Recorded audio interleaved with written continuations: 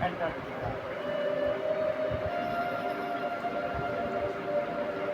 পৃথিবীর একেবারে দক্ষিণ প্রান্তে অবস্থিত এই মহাদেশটি শুধু শীতলতম নয়, একই সাথে শুষ্কতম ও দুর্গম হিসেবেও পরিচিত। এখানে যেদিকেই তাকাবে তুষারাবৃত পাহাড়, আইসবার্গ আর কোথাও কোথাও জমাট বাঁধা সাগর নজরে আসে। চারিদিকে চোখ ধাঁধানো শূন্যতার কারণে এটিকে হোয়াইট কন্টিনেন্ট তথা সাদা মহাদেশও বলা হয়ে থাকে।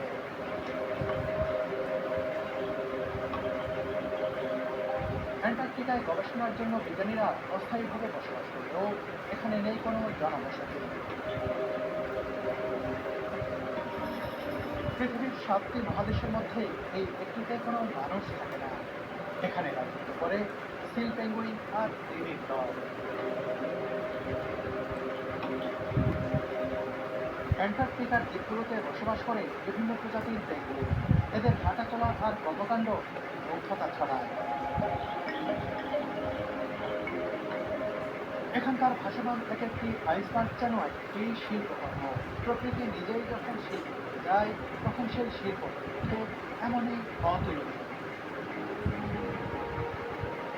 ভাসমান আইসবার্গের উপরে সিলদের বিচরণের দৃশ্য যাত্রীদের মুগ্ধ করে।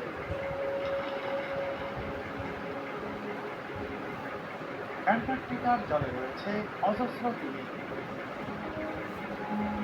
মানুষের উপস্থিতি অথবা ভালার ইঞ্জিনের শব্দ পেলে এরা কাছে চলে আসে। শুধু কি তাই, এরা যেন লেজ নাড়িয়ে নিজের রাজত্বে স্বাগত জানায় অভিযাত্রীদের।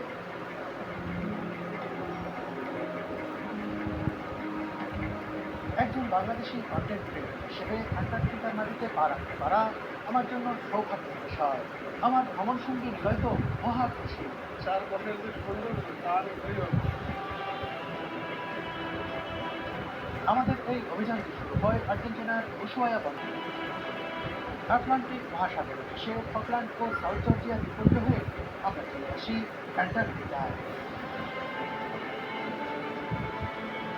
এই দীর্ঘ পথ পাড়ি দেওয়াটা মোটেই সহজ ছিল না। উত্তাল আটলান্টিকের ভয়ঙ্কর রূপক চেষ্টা দেখেছি এই যাত্রা।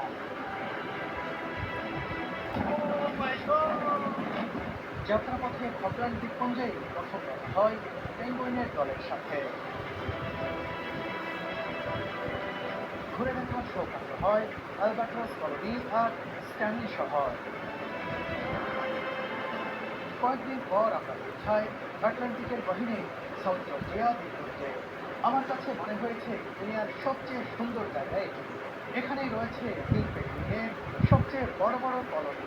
এইরকম একটি দৃশ্য নিজ চোখে দেখবো এই সাউথ জর্জিয়ার দ্বীপে এসে, এটা আসলেই অভাবনীয় একটি ব্যাপার।